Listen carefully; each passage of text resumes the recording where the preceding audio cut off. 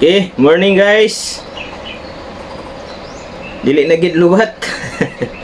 Laptop na itong gigamit kay gihulaman ang tablet. Okay. Basahon na to ni. Kahapon raman ni god. Nadaghan naman din ni. Kini lang sa sigurong uban. Be. Engineer, kung magkural sa luti asa ta magbase bagong tuig man. Unta asa ni bagong tuig man unta bagong problema sa pamilya. Problema man. Good morning sir. Unsaon man paglab ang mat sige ra og pangita ni X. Uy, makaulit kay naka-move on na man ko. Pwede ang X himuong M. Move.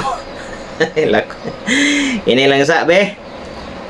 Sir, masukod ba ang kalipay sa kabaguhan? Oh. Murag kini lang sa siguro ang katong duha murag problema man. No?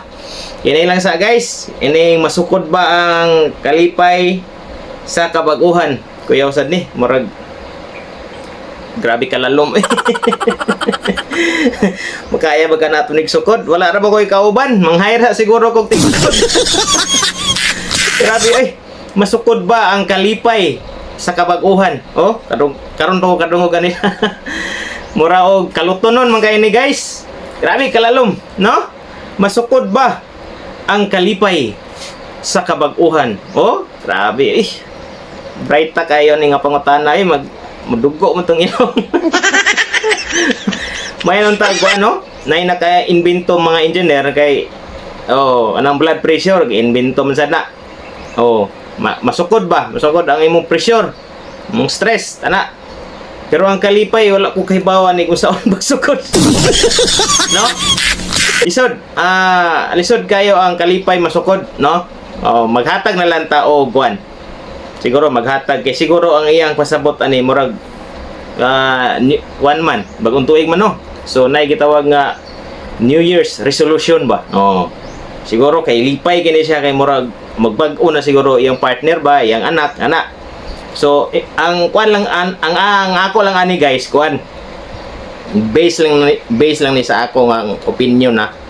Kini mang kalipay duha ka kuan ba? Duha ka kalipay sa nang atong mabati. Nasa tay kalipay nga positibo, nasa negatibo. Example, kini base lang ni sa akong mga actual experience.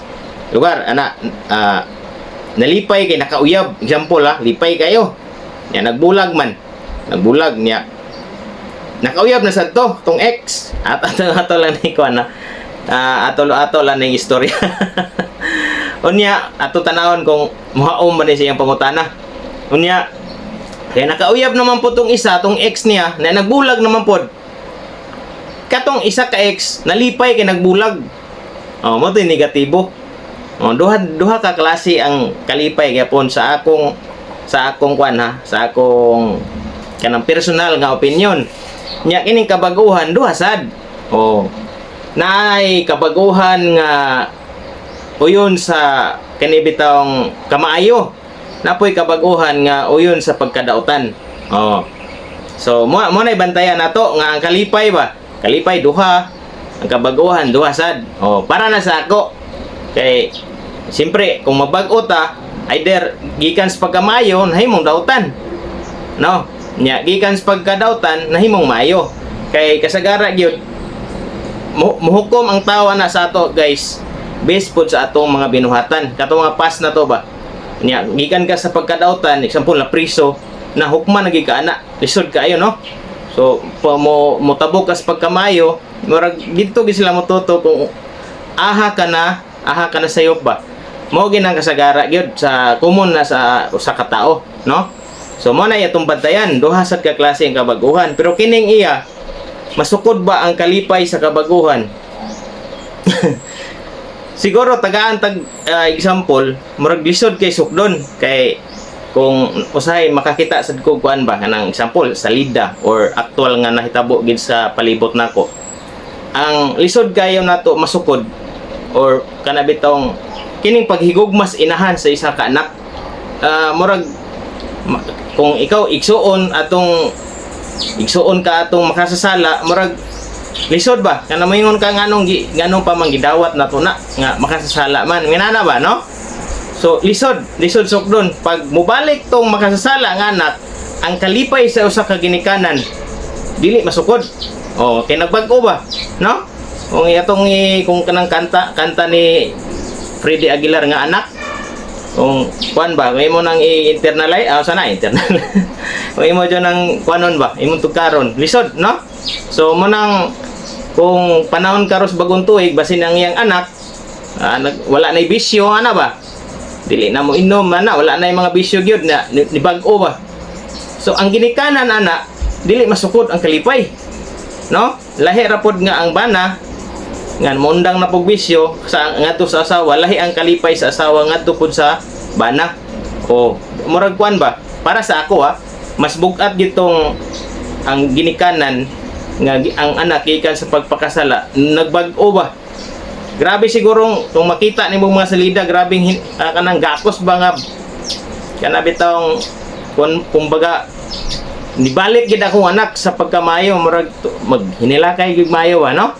So, kulba sad ni nga pangutana karon pa ko ka grabe kalalom oy.